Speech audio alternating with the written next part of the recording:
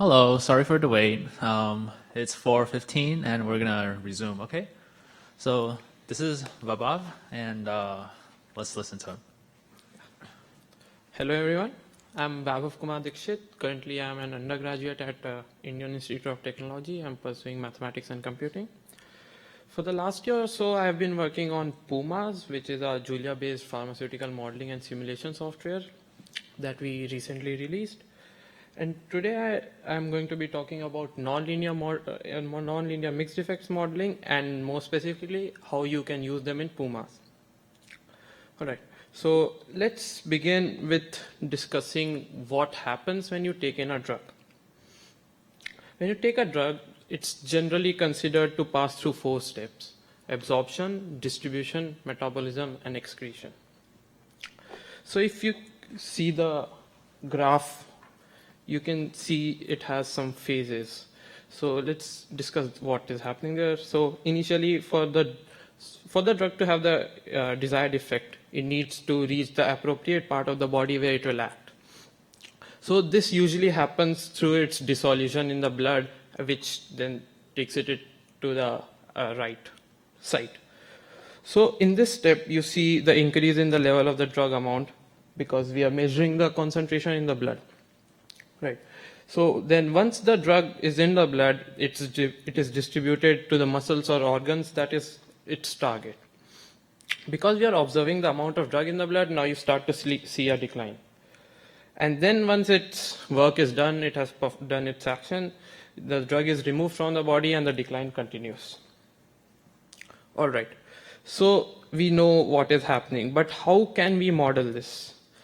You can see a set of equations here that are describing how, after giving a drug to an individual and measuring amount in maybe 2 compartments, say maybe like the gut and the blood, what kind of profiles so the kind of profile we see here for the blood is something that we saw in the previous slide also. So these equations are somewhat describing what is happening, right? But just this structure is not sufficient. What we see is this profile also depends a lot on the parameters that we are using. And a lot of these parameters, like the volume of your stomach and things like that, vary across individuals. So for the same dose, for the same model, we can see different concentration profiles over time for different individuals because of the variation in the parameters that define a subject. So how do we capture this variability? Well, we use nonlinear mixed effect models for this. So we saw the differential equation that differential equations can describe the dynamics of such models. It gives us a solution over time which can represent the concentration profiles. But these solutions are parameterized by some aspects of the model called the fixed effects, the subject-specific covariates, and the random effects. The fixed effects are the parameters that are consistent across the population. For each of the subjects, you have the same values for these. But something like your weight, this is something that will vary across each of the individuals. So this is what are known as the covariates. But despite this, there might still be some unexplained inter-individual variability. And the random effects, the etas, are what capture these. Now, these combine in different ways to give us the parameters of our dynamical model. Right. But this is also not the end of the story. The solution from the dynamical model is not really what we are observing. Our actual observed response variables are some error distribution on top of the solution from the dynamical model, which is parameterized by, say, a parameter sigma. Okay. Now we know what LME models are. How do these look in PuMaS? We define an LME model with the @model macro. You'll notice a block-based interface for defining these models. So let's go through these blocks individually.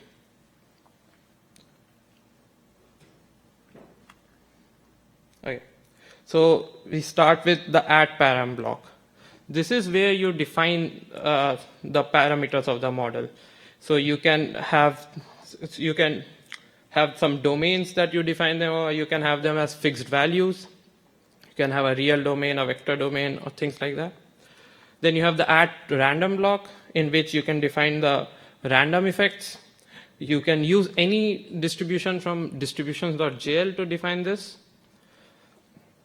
Then we have the AdPre Block, which is where the model parameters, the fixed effects, the random effects, and the covariates collate together to combine to give us the parameters for the dynamical equations, right?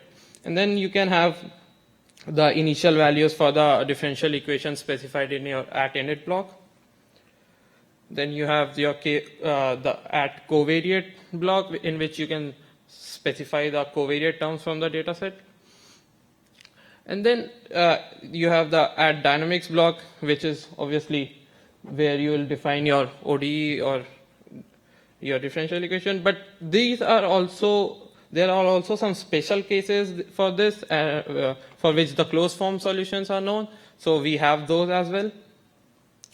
And then at last, you have the @derived block, in which you do your post-processing of the result, where you define the observations you want. These can be for using a Poisson distribution for a discrete model, or a normal distribution, or things like that. So now we know how you can code up an LME model in PuMaS. But still, what do we use these models for? How do we make decisions based on these models? Let's take an example. Let's suppose there was a clinical trial for a new exciting drug called JuliaCon. It probably relieves you of the headaches due to using other languages. So we observe that maybe the kind of dose we were giving, maybe 100 milligrams, it was not sufficient. We did not see the response that we actually wanted to see. So maybe we need to ramp that up. So how do I do that? How do I know how much I want to increase? Maybe the 200 milligrams is what I want, or maybe it's 150 milligrams. To answer these questions, you would have to run the clinical trial repeatedly. But that is a very slow process, and that costs a lot. So what else can we do? Let's go through what an LME modeling workflow looks like. So like any data modeling, you start with your data, you pre-process it, you explore it, and you tease out some relationships, and which you use to make assumptions about the parameters and the kind of model you want. Right.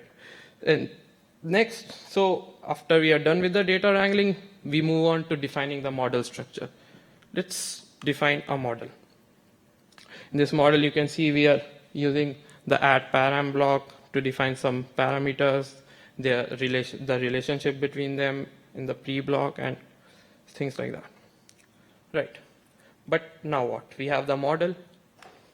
Well, we had the data from that initial clinical trial, right?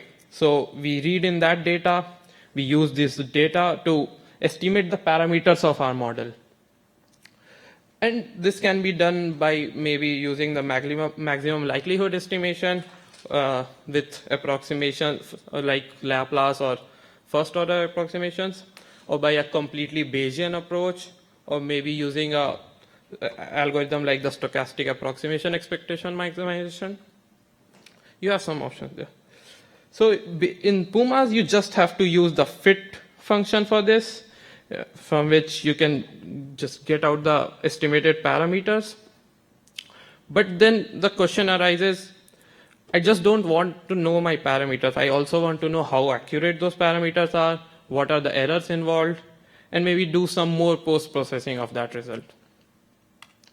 So we have the infer function, which gives you the uncertainty involved in your parameter estimates. It kind of tells you how good your parameter estimates are. You have the 95% confidence intervals and the relative standard errors for the estimates. What it is doing basically is it is computing the covariance matrix of the population parameters, and it returns a as you can probably see, it returns a fitted PuMaS model inference object, which took in a fitted model from the fit call. All right. Then we want to know whether our model, now that we know our estimated parameters, we want to know whether our model, given the estimated parameters, actually describes the data well. So for that, you have some diagnostic tools, which are the model predictions, residuals, your shrinkages, and empirical Bayes estimates. You can get that through the inspect function. Here I've shown an example of how you can convert that into a data frame and just eyeball it. Okay. So after this, the next step we had in our workflow was validation.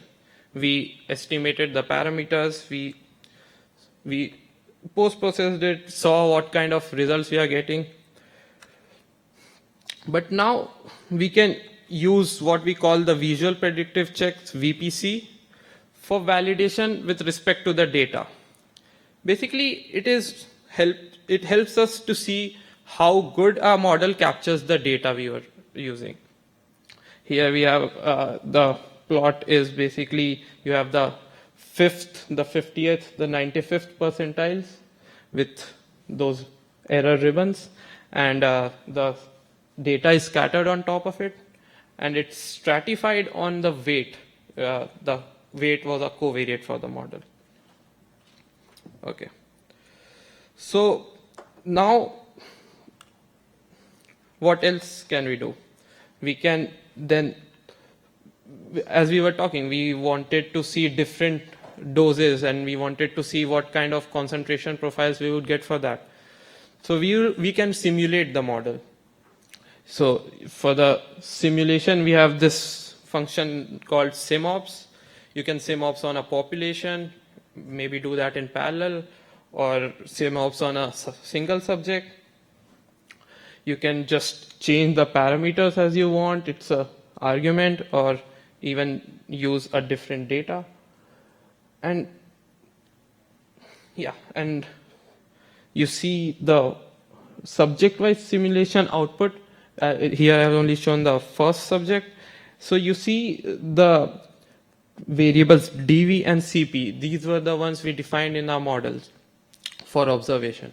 So these are what we get. All right.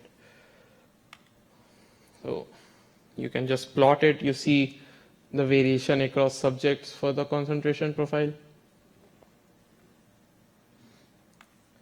Right. So how do I answer the question that we posed? Well, I just run those different doses. I simulate it with a dosage regimen that maybe varies across 4 days, or maybe I want to give 100 milligrams every hour. So I can just run through all those different dosage regimens easily, and maybe it helps me get to the right answer. So now, why use PuMaS? Well, pharmacometrics is a discipline that has been using some already existing tools, but which are mostly black boxes. You can't really get into, maybe you can't get into R's DE-solve, and you can't use new ODE solvers for the QSP models, as Yungbo was talking about. Or maybe if you want to know, missed a peak, you will not, when you go into that, you won't find R code. You will instead find that these core libraries are written in Fortran or C++. But PuMaS is something where you have everything from the Bayesian inference to, in fact, the user-facing API, everything written in pure Julia, which is basically what Julia is for, to solve this multi-language problem. And then what use does a software like this have? Well, it takes more than $1 billion and more than a decade from its inception for a drug to become available in the market. Companies want to de-risk this investment and expedite the process. If there is a drug that can cure a disease, you probably want it to become available in the market as soon as possible. And also, not just that, with personalized dosing and predictive healthcare analytics, we aim to improve the treatment process and enhance the chances of its success. So at the last, I would like to express my gratitude towards all the people that I've had the opportunity to work with in PuMaS: Chris, Vijay, Andreas, Patrick, Joga, and Simon. And also the awesome team at Julia Computing in Bangalore, where I spent my summer. Thank you.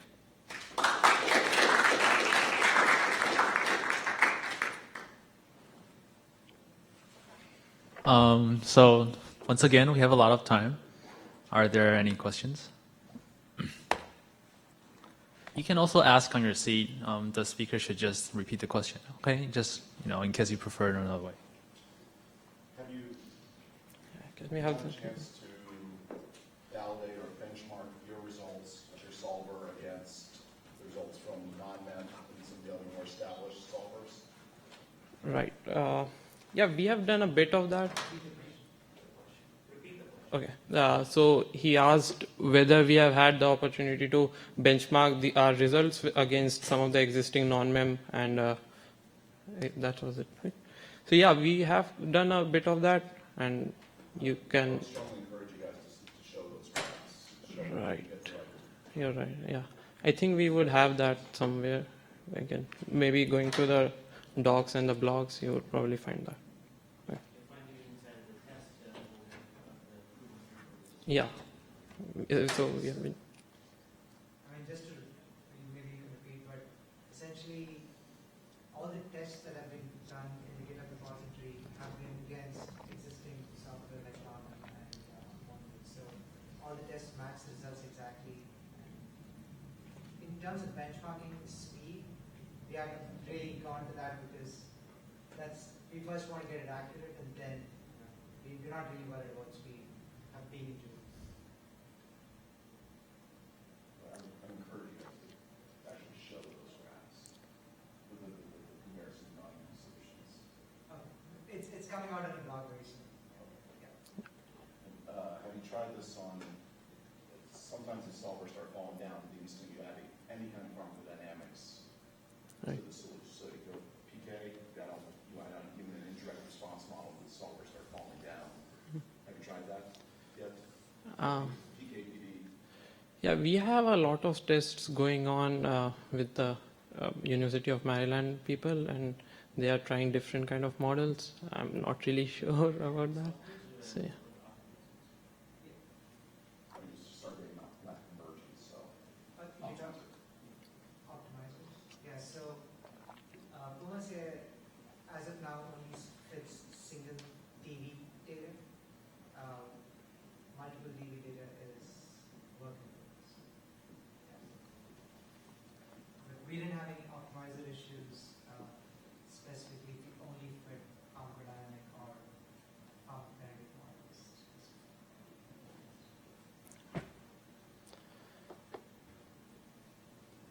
That's it. Thank you. Let's thank the speaker.